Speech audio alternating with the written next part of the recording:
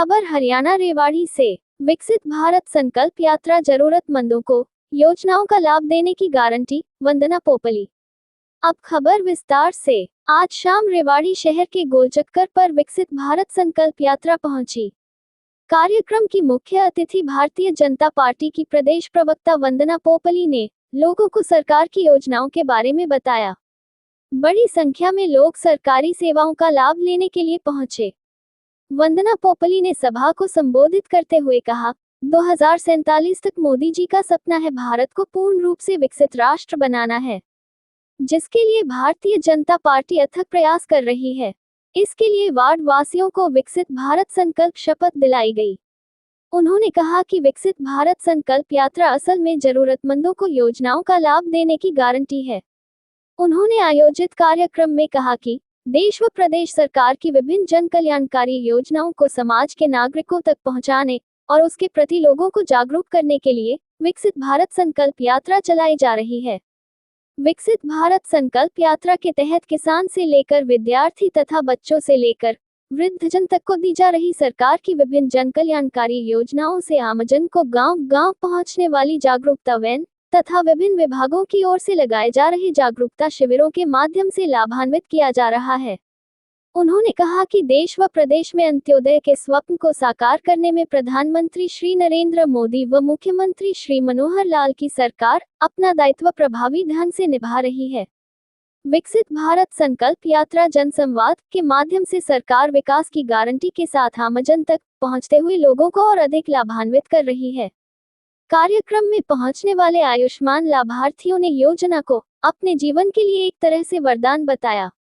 महिला एवं बाल विकास विभाग द्वारा जहां एक तरफ महिलाओं को सही पोषण, प्रधानमंत्री मातृत्व वंदना योजना, बच्चों के स्वास्थ्य बारे बेटी बचाओ बेटी पढ़ाओ अभियान की जानकारी देने के साथ साथ छोटे बच्चों का वजन मापा और सही पोषण की जानकारी दी।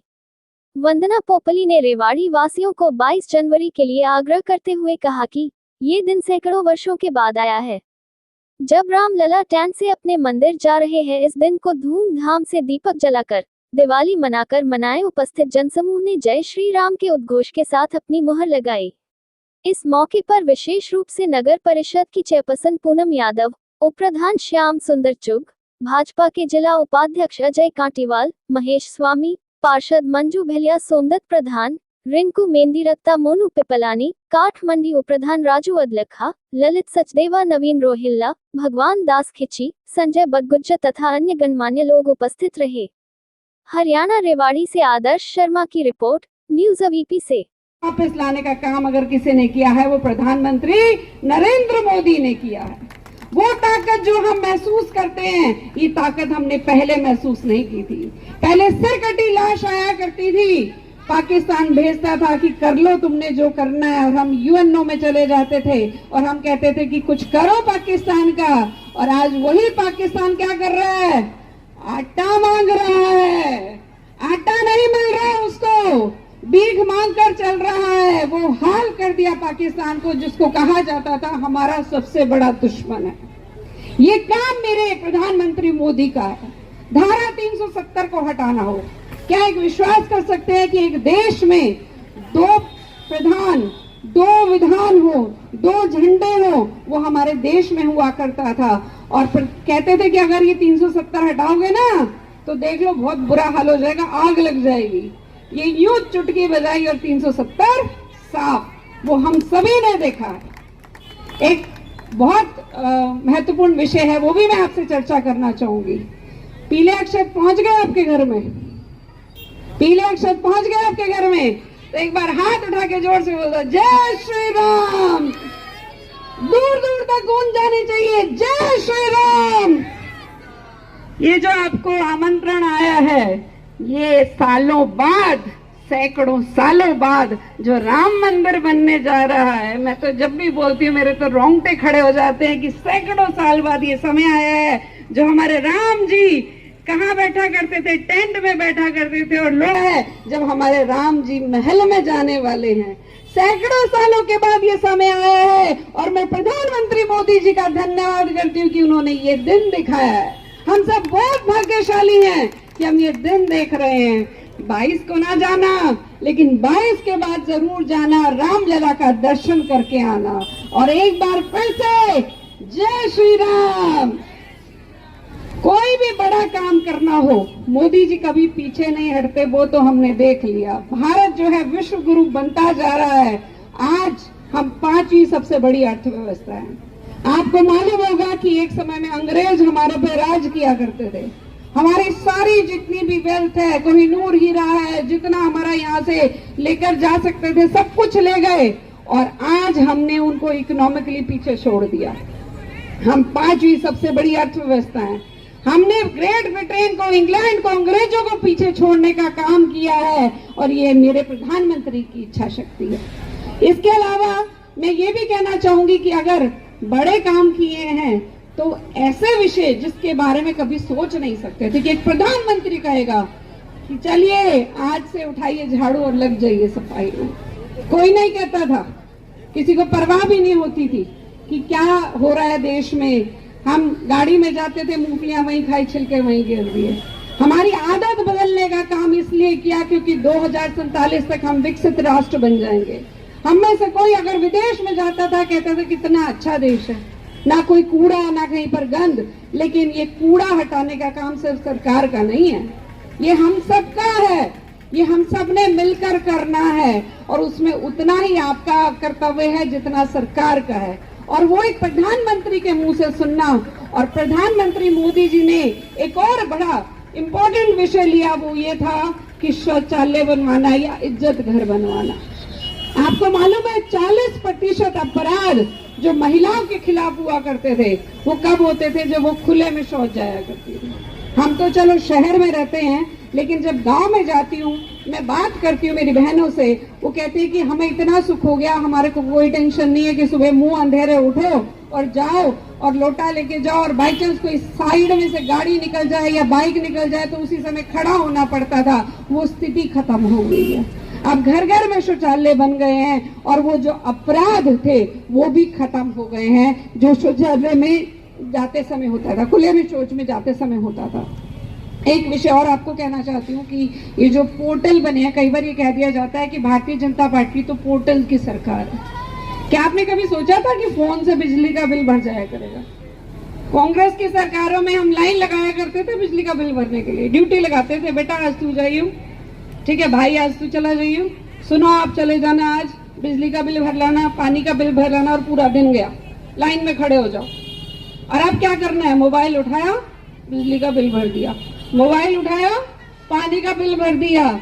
और वही काम जो आपको सुविधाएं दी जा रही है ना, कई बार मुश्किल जरूर होती है शुरुआत में, कोई भी चीज नहीं आए। जब गैस चूल्हे नए आए थे तब समझ नहीं आता था कैसे चलाएं, जब कंप्यूटर नए आए थे तो समझ नहीं आता था कैसे चलाएं।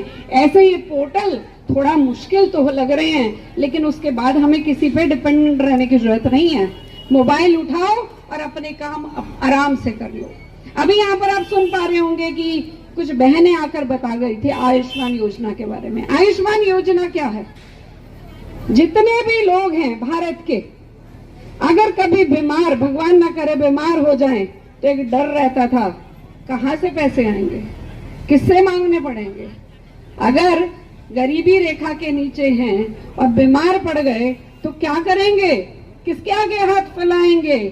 ये मेरे प्रधानमंत्री ने किया है, ये मेरे मुख्यमंत्री ने किया है कि आपको आयुष्मान चिरायु योजना दे दी। आपको कुछ नहीं करना, अपना कार्ड बनवाओ। अगर भगवान ना करे अस्पताल जाना पड़ जाए तो जाओ, अपना कार्ड दिखाओ और अपना इलाज करा लो, एक भी पैसा देने की जरूरत नहीं है।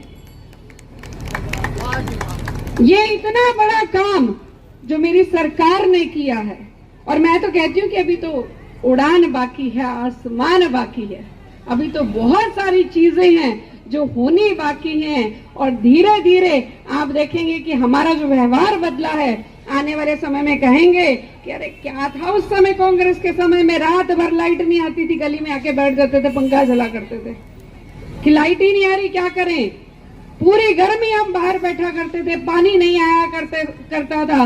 अब इसके अलावा मेरी बेटी मेरे अपने अनुमान का जो उनको बॉन्ड राशि है वो भी दी गई है। तो यहाँ पे जितने भी लोग हैं वो अपनी समस्याओं को लेकर आए हैं। जो इमीडिएटली हो सकती थी हमने उसका तुरंत समाधान किया है, लेकिन कुछ एक चीज़ें ऐसी हैं जिन पे लोगों ने भी क्वेश्चन मार्क लगाया, उसको भी हम देख रहे हैं कि उसका किस प्रकार से मैडम कितना फायदा मिल रहा है, सही अगर बात करें तो लोगों को सरकार की नीतियों का, योजनाओं का कितना फायदा मिल रहा है? देखिए, मैं कहती हूँ कि पहले की सरकारें कहा करती थी सरकार आपके द्वार, लेकिन सरकार सच में लोगों के पास कैसे आती है वो हमने पहली बार देखा है कि पूरा सरकारी अमला जमला यहाँ पर बैठा हुआ है और यहाँ पर योजनाओं के बारे में बताना भी उतना ही इम्पोर्टेंट जितना उनकी समस्याओं को सुलझाना है। यहाँ पर बैठकर वो बता रहे हैं कि कौन कौन सी योजनाओं में लाभ ले सकते हैं। मैंने यहाँ देखा कि सैनिक जो है वो भी अपने बारे में पूछ रहे थे कि उनको किस प्रकार से लाभ मिल सकता है। वाटर डिपार्टमेंट, इलेक्ट्रिसिटी डिपार्टमेंट, ऐसा कोई डिपार्टमेंट नहीं था जो यहाँ पर पूछा हुआ था। तो दोनों चीज़ें हैं, समस्याओं को भी सुलझाना और दूसरा अवेयरनेस भी देना, जागरूकता भी करना और लोगों का इसको बेनिफिट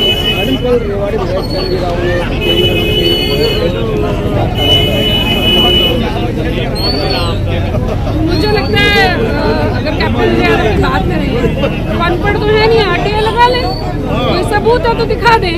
और मैं ये भी कहना चाहूँगी कि यही कैप्टन अजय यादव हैं, जब ये कहा करते थे भूपेंद्र सिंह हुड्डा के पास पैसे थे इसलिए वो मुख्यमंत्री बन गए और मैं मुख्यमंत्री नहीं बन पाया, तो सबूत दिखाने का इतना शौक था तो उस समय भी सबूत दिखा देते। और मैं तो अभी फिर से चैलेंज करती हूँ इनको कि वो सबूत दिखाएं कि ऐसे कौन से भ्रष्टाचार हो रहे हैं। अपने समय को ये भूल गए कि किस प्रकार से जो नगर परिषद है रोज वहाँ पर इतने घोटाले दिखाई देते थे। मैं फिर से कहना चाहती हूँ, यहाँ पे पूनम जी खड़ी हैं, अगर कहीं पर कोई व्यक्ति ऐसा है जो इन्वॉल्व है भ्रष्टाचार के अंदर, उसको हम पकड़ने का काम करेंगे। हम ये नहीं देखते कौन सी पार्टी का है, कहीं ना कहीं वो अब यहाँ पर कोशिश कर रहे हैं कि बैठे बैठाए कुछ काम है नहीं, लोग हमारे साथ है नहीं, इलेक्शन आ रहे हैं तो किसी तरह से इस मुद्दे को उछाल दिया जाए, तो बैठे बैठे हवा बनाने की कोशिश कर रहे हैं। हफ्ते 15 दिन में गुड़गांव से आकर यहाँ पर प्रेस कॉन्फ्रेंस करना, मुझे लगता है रेवाड़ी के लोग बेवकूफ़ नहीं है, वो सब समझते हैं। देखिए, अगर कोई चीज़ें हैं तो सामने लाइए, उसको हटाने का काम करेंगे। हम तो कहते हैं कि हम करप्शन के बिल्कुल खिलाफ हैं। हम क्लीन सरकार यहाँ पर चला रहे हैं, जिस प्रकार से हमारे मुख्यमंत्री जी हैं वो तो सीधा बोलते हैं आप सामने लेकर आइए, हम एक्शन लेंगे। लेकिन हवा में इस तरह के आरोप लगाना, आरटीआई लगाए, सामने लेकर आए सबूत। मैं तो कैप्टन अजय यादव से कहती हूँ। और मैं तो ये भी कहना चाहती हूँ कि कहीं ना कहीं लोकसभा के इलेक्शन के लिए पिछली बार उन्होंने लड़ा था, इस बार भी तैयारी कर रहे हैं। भूल गए सरकार से परिषद में वो तीसरे नंबर पर आए थे, अपनी पुत्रवधू को नहीं जिता पाए। मैं तो कह रही हूँ खुद आ जाएं, खुद ट्राई कर लें, पता चल जाएगा क्या स्टेटस है। देखिए, जो भारतीय जनता पार्टी है उसकी नीतियों में पूरे देश की जनता ने अपना विश्वास जताया है। लोग अपना विश्वास जता रहे हैं तो हम उनका स्वागत करते हैं।